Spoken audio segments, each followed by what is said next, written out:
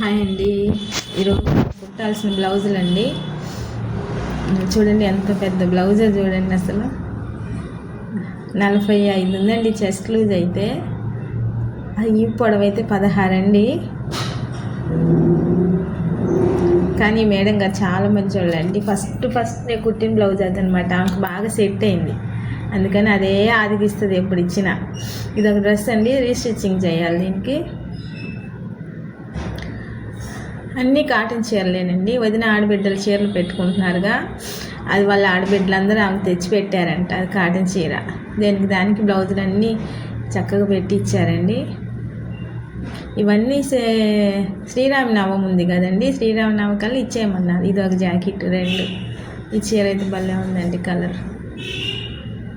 ఇదొక చీర అండి, గ్రీన్ కలర్. బ్లౌజ్ వచ్చింది, కానీ ఆ చీరకి ఆ బ్లౌజ్ ఏంటో మరి సెట్ అవ్వాలి. ఆవిడ అది ఇచ్చింది, నాకేం అర్థం కాలేదు. 3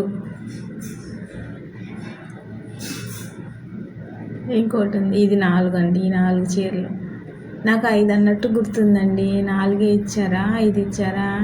5 చీరలు అని చెప్పినట్టు గుర్తుందండి నాకు. ఒకసారి ఫోన్ చేసి కనుక్కోవాలి.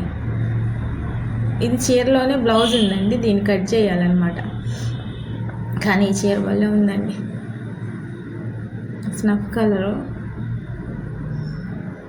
బ్లౌజ్ ఇది, చీర మొత్తం అలా డిజైన్ వచ్చింది అన్నమాట. చూడండి ఎంత బాగుందో కదా, చిన్న బార్డర్ వచ్చింది. భలే ఉంది చీర అయితే.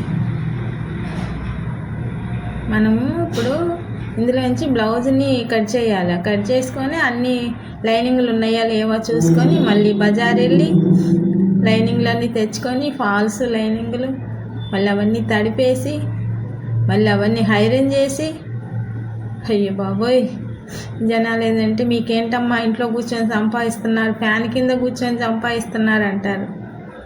ఎవరి బాధలు వాళ్ళకుంటాయండి. మన బాధ పక్కన వాళ్ళకి ఎలా తెలిసిద్ది? మనం పడుతున్నాం కాబట్టి మనకు తెలిసిద్ది అనమాట. కొంచెం ఏదన్నా తేడా వచ్చింది అనుకోండి, ఫాల్ కానీ లైనింగ్ కానీ, అస్సలు ఊరుకోరు. మేము డబ్బులు ఇవ్వట్లేదమ్మా, ఇది తెచ్చేసావు, 2 రూపాయలు తగ్గితే ఊరుకుంటావా అని ఎమ్మటే అడుగుతారు. మీరు తెచ్చుకోండి అంటే మళ్ళీ అదొక ప్రాబ్లం. మిషన్లో అందరూ వాళ్ళే తెచ్చేస్తారని మళ్ళీ అలాగా మాట్లాడతారు.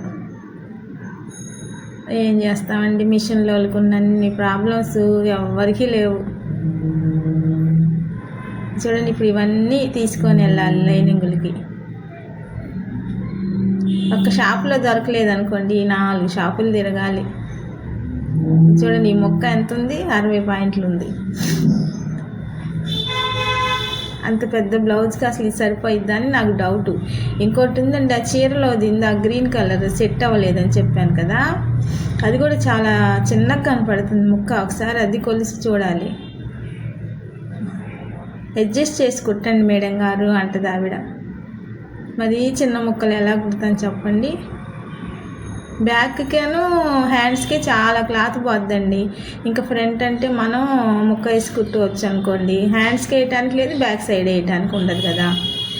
ఏది చేసుకున్నా మనం ఫ్రంట్లోనే చూసుకోవాలి, షేప్ ముక్కల్లో చూసుకోవాలన్నమాట.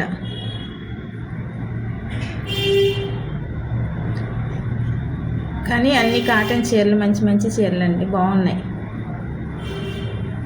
శ్రీరామనవమి కల్లా ఇవ్వాలి. శ్రీరామనవమి శుక్రవారం అంట. ఈ గురువారానికి నేను ఇవన్నీ ఇచ్చేసేయాలి.